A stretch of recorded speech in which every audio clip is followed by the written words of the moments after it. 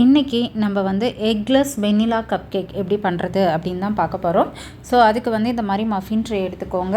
இதில் வந்து நமக்கு இந்த ரெசிபிக்கு வந்து ஒரு 7 to 8 கப் கேக்ஸ் நமக்கு வரும். ஓகேங்களா?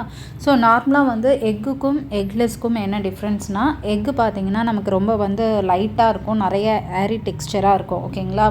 பட் ஆனால் எக்லெஸ் வந்து அப்படி இருக்காது, கொஞ்சம் டென்சராக இருக்கும். கம்பேர் பண்ணும்போது நம்மளுடைய எக்கு கப் கேக் கம்பேர் பண்ணும்போது நமக்கு வந்து இது கொஞ்சம் டென்சராக இருக்கும். ஓகேங்களா? டென்சர் மீன்ஸ் அதை விட இது கொஞ்சம் அழுத்தமாக இருக்கும் இந்த கப் கேக். அவ்வளோதான், சாஃப்டாக தான் இருக்கும். பட் அதை கம்பேர் பண்ணும்போது இது கொஞ்சம் டென்சராக இருக்கும். ஓகே, இப்போ நம்ம வந்து கப் கேக் லைனரை வந்து இந்த மஃபின் ட்ரேயில் செட் பண்ணி வச்சுக்கலாம்.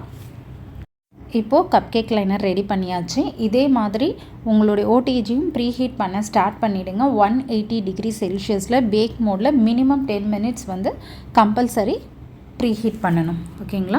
ஸோ இப்போ கப் கேக் பேட்டர் ரெடி பண்ணுறதுக்கு ஃபஸ்ட்டு நான் வந்து பட்டர் மில்க் ரெடி பண்ண போகிறேன். இதுக்கு வந்து 1 கப் மில்க் எடுத்திருக்கேன்.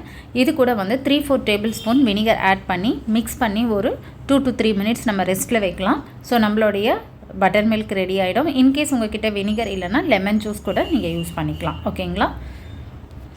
ஸோ இப்போ பட்டர் மில்க் நமக்கு ரெஸ்ட்டில் இருக்குது. ஸோ அதுக்குள்ளே நம்ம வந்து சுகரையும் ஆயிலையும் நல்லா மிக்ஸ் பண்ணிக்கலாம். ஸோ சுகர் வந்து நான் கேஸ்டர் சுகர் எடுத்திருக்கேன், 110 கிராம் எடுத்திருக்கேன். கேஸ்டர் சுகர் இல்லாதவங்க கிரானியூலேட்டட் சுகர் கூட எடுத்துக்கலாம்.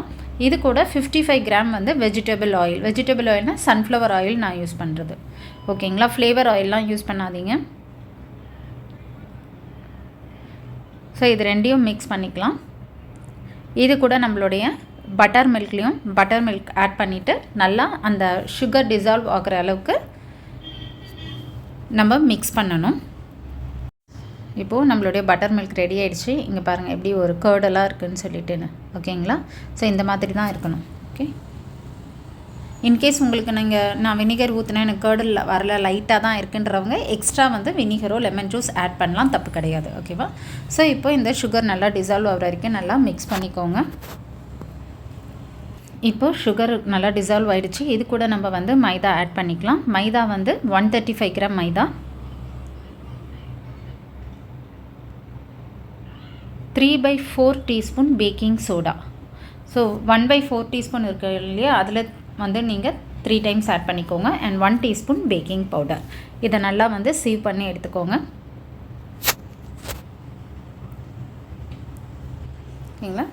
இது கூட 1 டீஸ்பூன் வெனிலா எசன்ஸ்.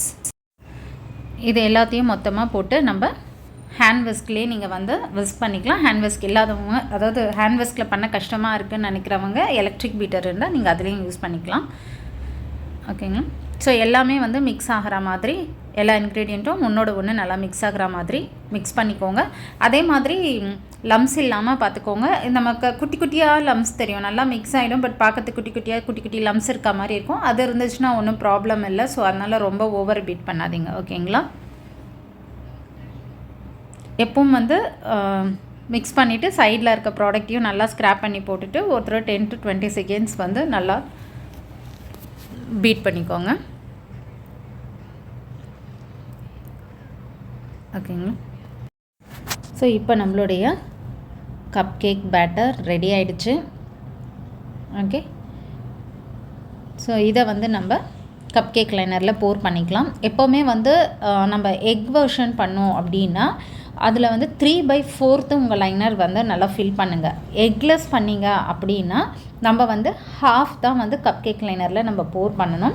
ரீசன் என்ன அப்படின்னு நீங்கள் பார்த்தீங்கன்னா, எக்குக்கு வந்து ஆல்ரெடி வால்யூம் நமக்கு நல்லா ரைஸ் ஆகிடும். பட் வந்து எக்லெஸ்ஸுக்கு அப்படி கிடையாது. நம்மளுடைய அந்த லீவனிங் ஏஜென்ட் சொல்லணும் இல்லையா, பேக்கிங் சோடா, அதுதான் வந்து நமக்கு ரைஸ் பண்ண ஆகும். அது வந்து நல்லா நம்ம வந்து ஓவனில் வைக்க ஆரம்பிச்சோன்னா தான் நல்லா வந்து அது ஆக்டிவேட் ஆகி வெளியில் வரும். ஸோ அதனால தான் சொல்கிறேன், எப்போவுமே எக்லெஸ்க்கு வந்து ஹாஃப் தான் நம்ம வந்து போர் பண்ணணும். ஓகேங்களா? உங்களுக்கு எப்படி கம்ஃபர்டபுளாக இருக்கோ நீங்கள் பண்ணிக்கலாம். நீங்கள் அப்படியே ஊற்றி உங்களுக்கு பண்ண முடியும்னா பண்ணுங்கள், இல்லை ஸ்பூனில் பண்ணுங்கள், இல்லை லேடரில் ஃபில் பண்ணுங்கள், எதில் வேணாலும் பண்ணலாம். But half. ஓகேங்களா? ஸோ இந்த மாதிரி நான் எல்லாத்தையும் ஃபில் பண்ணிவிட்டு உங்களுக்கு காட்டுறேன். ஸோ இப்போ நம்மளுடைய கப் கேக் பேட்டர் நான் எல்லாத்துலேயும் ஃபில் பண்ணிவிட்டேன். டோட்டலி 8 கப் கேக்ஸ் வந்திருக்கு, அதாவது கப் கேக் ரெடி பண்ணியிருக்கேன் பேட்டரு. ஸோ இதை வந்து நம்ம ஆல்ரெடி ப்ரீஹீட்டட் ஓவனில் நான் 180 டிகிரியில் 20 மினிட்ஸ் வந்து பேக் பண்ணி எடுத்துக்கிறேன். இப்போ நம்மளுடைய கப் கேக் ரெடி ஆகிடுச்சு. ஓகேங்களா. இதை வந்து நம்ம கூலிங் ரேக்கில் சேஞ்ச் பண்ணிக்கலாம்.